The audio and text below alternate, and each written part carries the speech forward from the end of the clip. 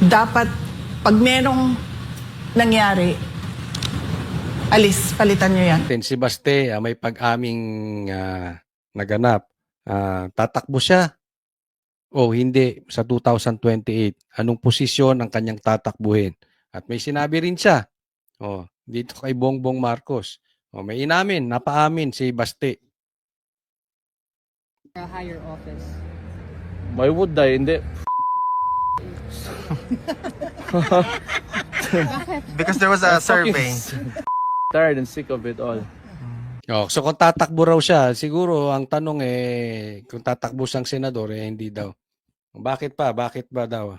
Ayaw na niya. Alam mo, nung nakausap namin si Baste, even before, etong huling punta namin sa Davao, nagkausap-usap kami nitong si Mayor Baste, talagang ramdam namin na gusto niya magstay sa Davao. Pero bukod pa niyan, yung unang kausap namin way back, bago pa kinidnap si PRRD, malaki po ang plano niya sa Davao. Talagang gusto niya parang gawing Japan nitong Davao. Gusto niyang pagandahin yung infrastructure ng Davao. Kaya wala muna siyang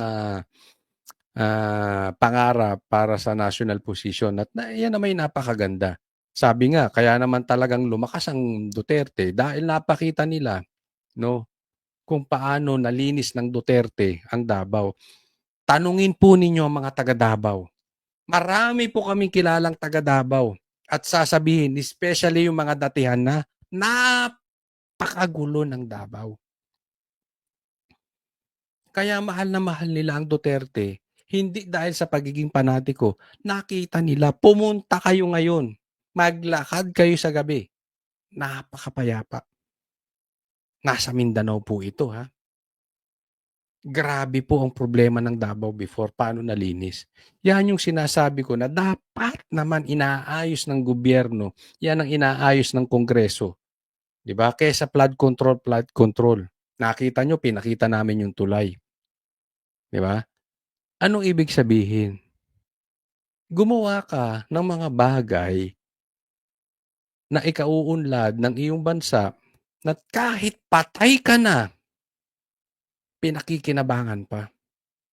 Unlike, pag ninakaw mo yung pera, ikaw lang nakinabang. Pag tinanong, anong napatayo mo? Wala. Nga. Pag-usapan natin to. Wala. Okay na yung Davao kung may mahalal tayo na maayos na presidente na talagang like that will take care of the money of the people. Tapos it's well allocated and the national government is somehow decentralized enough that like the provinces will benefit from it, then why not? Di ba? Gaganda Davao pag maayos yung presidenteng nakaupo. Kita mo, pangit na ngayon nakaupo ngayon. Pero tuloy-tuloy, may libre pang bus service ang mga taga Davao, binili. Galing sa sarili nilang pera na dapat pinuproduce ng national. I can always work under an administration. If ever nandyan pa ako ng panahon na yan, as long as the head of state is of sound mind, not this guy here in Malacanang right now. Ano ibig niyang sabihin? Na kaya niyang makapagtrabaho kahit kaninong kulay. Yan ang ibig sabihin ni Mayor Baste.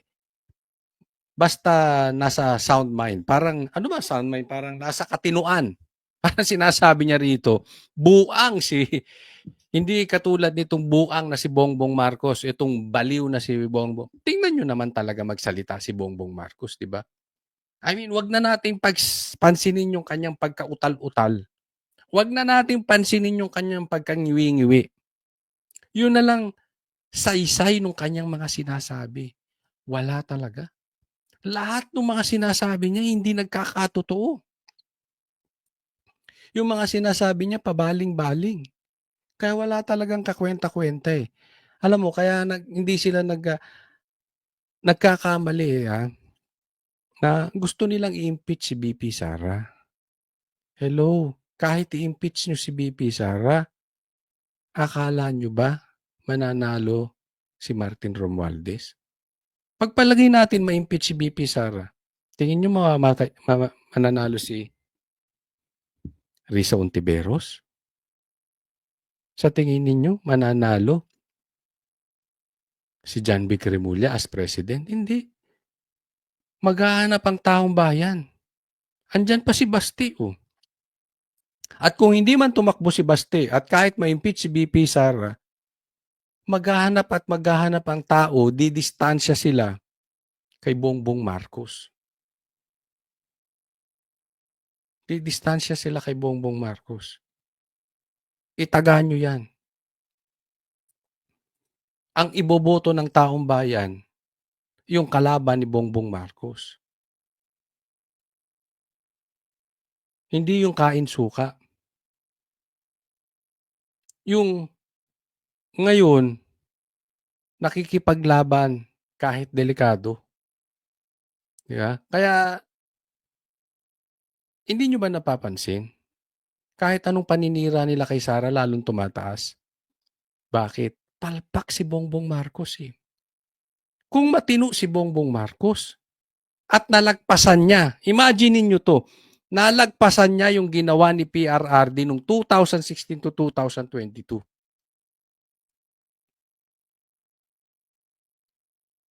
Yang sira nila kay Sara, posibleng umepekto. Di ba? Posibleng walang nalunod sa baha. Walang nakawan. Masaya ang taong bayan. Ano magiging epekto nito? Yung susunod na presidente, sigurado Marcos. Tama o tamang-tama? Posible yun. Bakit? Napakita nila yung tama eh. Ang problema natin, si Marcos. At kita ng taong bayan yan. Kaya hindi sila dapat nagpo-focus kay BP Sara. O next po. Eto maganda to sinabi ni BP Sara. At saka pag-usapan din natin yung anong magaganap mamaya. Okay? Posibleng merong magaganap na magugustuhan ninyo. Okay. Pero dito muna tayo kay BP Sara. Ano talaga yan eh, yung kamay na bakal sa mga nasa ilalim. Hindi mo palalampasin. Kumbaga, pag merong ginawa, alis kagad, Yun. palitan kagad. Dapat ganun. Alam nyo, sa ibang bansa, pag may ginawa at nahuli, sila mismo nagre-resign. Diba? Dito sa Pilipinas, nahuli mo na yung ginagawa, nabigayan ng maleta, 3 times a week. Hindi po to isolated case na nabigyan lang konti. Na naambunan tong si senador ganito, naambunan si congressman ganito, nabigyan ganito, o pinanlibre lang nandito, pinang-hotel. Hindi ganun. This is in a regular basis. 3 times a week. Male-maleta dinideliver. Kay Bongbong Marcos at kay Romualdez. Ibig sabihin, hindi to pa Consuelo de Bobo. Nabigyan ka lang ng reward dahil sa maganda mong ginawa. Kikil po ito. This is syndicate. Sindikato po itong mga ito. Niyari talaga tayo dito. Nabuking, imbis na mag-resign, walang niya yung mga congressman pinagtanggol pa. Walang niya yung mga senador, yung Blue Ribbon Chairman, pinagtatanggol pa. Yung Senate President, pinagtatanggol pa, di umano. Imbis na nililitis, imbis na iniimbestigahan. Sabi ko nga, hindi naman yan tsamba na nangyari lang one time eh. Pinagbigyan lang, o sige yan, mabigyan ka man lang. O pamasko. Hindi regular. Imagine niyo 3 beses isang linggo. Lintik na pagnanakaw yan. Grabihan po yan. Kasi pagtatanggol pa dito mga lintik na ng mga senador, Ginawa niyong noontime show. Ginawa niyong comedy bar ang Senado. Ito rin mga congressman. May na-impeach na. Hindi pa pinasa. Kaya tama yung sinasabi ni BP Sara, dapat pag merong corrupt, alisin agad, palitan agad. Hindi na yung pag-uusapan pa, itatago pa. Hindi ganun. Diretso, one shot lang. Ikaw may ginawa na pangungurakot, malis ka na dyan. Alam mo, sa ibang bansa nga, yung ganyang kahihiyan, nagsisuicide pa. Dito pinagtatanggol. Hindi ko po kinokondon ha, hindi ko po kinukonsinti. Okay, wag niyong gagawin mag-suicide. Ang punto lang natin, wala na ata talagang konsensya, kaluluwa tong mga taong to. Tapos, ito si BP Sara pang ini-impeach. Posibleng hindi pa tumakbo to si BP Sara. Mamaya magalit to.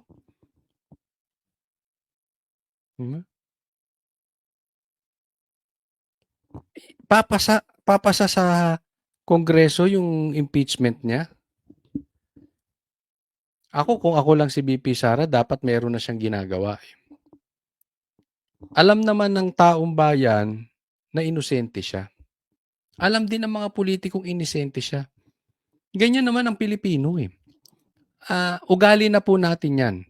At siguro hindi lang Pilipino, marami pong talagang crab mentality. Pag talagang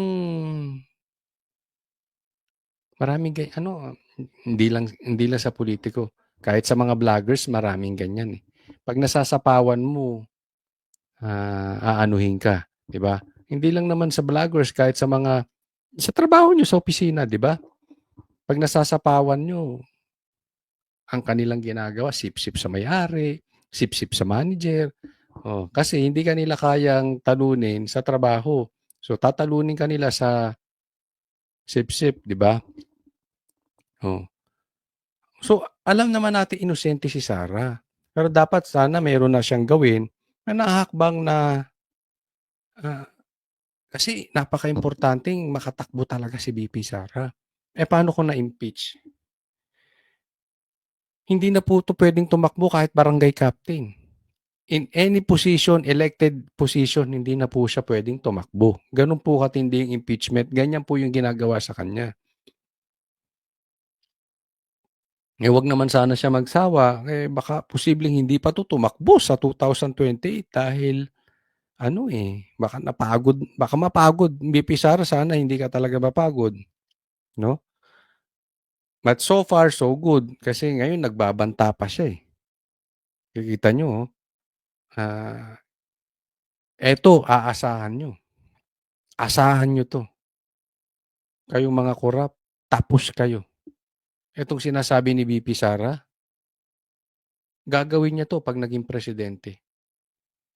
Kaya namang gusto ng taong bayan si BP Sara. Sana lang, she will keep fighting.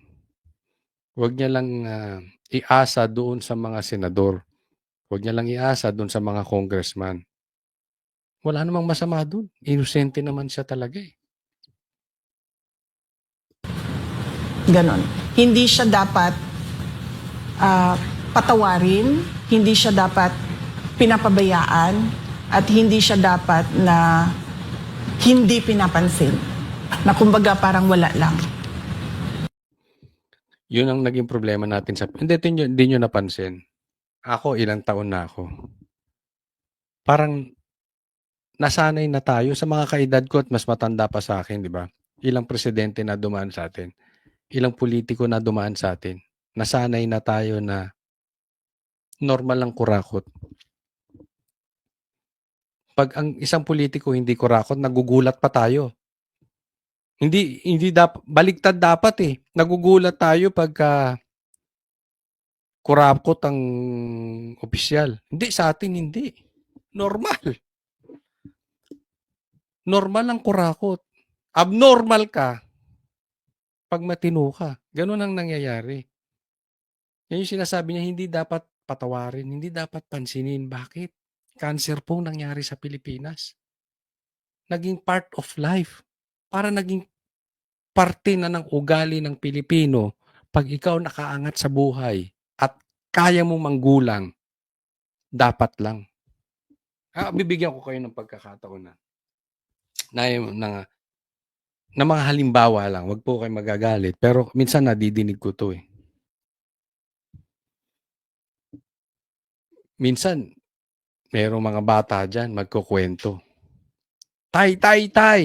Naisahan ko yung jeepney driver. Hindi ako nagbayad, bumaba lang ako. Tas pagbaba ko, minura ko pa. Sabay takbo. Anong sasabihin nun? Ang galing mo talaga, ang bata ka. Wais ka, wais. At hindi ka lang wais, matapang ka pa. Diba? Akalain mong minura mo yun? Matanda na yun. Kalaking tao, ikaw bata ka pa. Yan ang anak ko. Diba? Ganyan ang ugali. Hindi man lahat, pero maraming ganyan. Yan ang tinuturo natin sa anak natin. Kaya nga naman hindi tayo umasenso.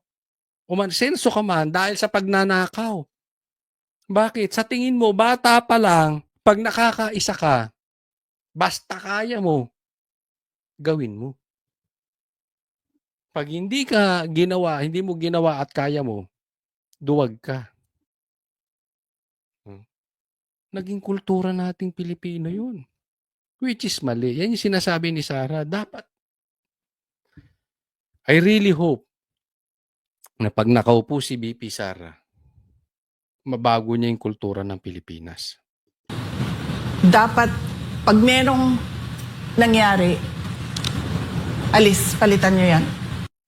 Ano talaga yun? Ako, ihilingin ko lang sa inyo, let's pray for Sarah na ako naman naniniwala na kung talagang tinadhana ng Diyos na maging presidente si BP Sara, wala makakapigil. At kung hindi siya tinadhana, hindi rin siya magiging presidente. But bukod doon, let's keep on praying. Ito lagi ko sinasabi, let's keep on praying na ma-expose yung mga corrupt sa Pilipinas.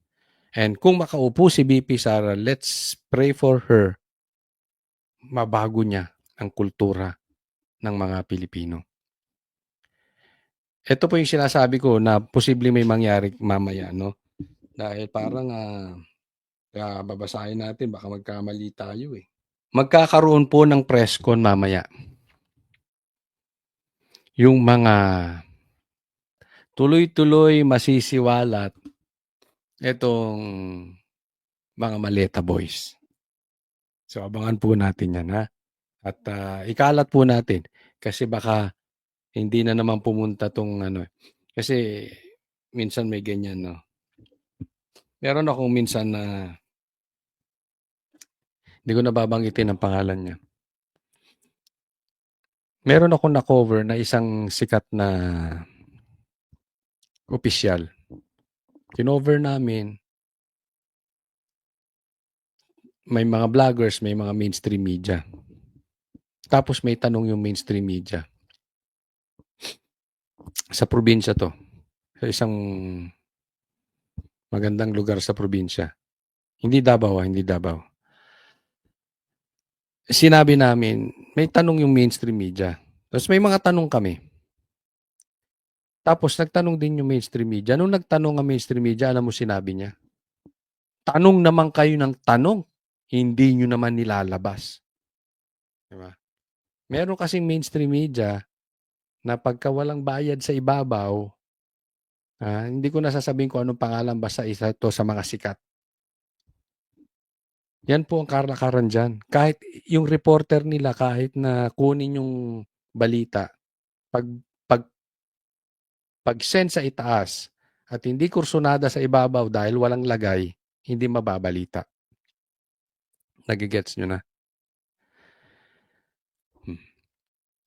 Pero kasi sa vlogger, live yan eh. Kaya maganda rin na iniimbita nila yung vloggers Naiintindihan niyo po bakit minsan may vloggers. Kasi minsan chinachap-chap. Minsan chinachap-chap ng mainstream media, minsan hindi binabalita. Remember yung 18? Hindi nila binalita agad, kinabukasan pa.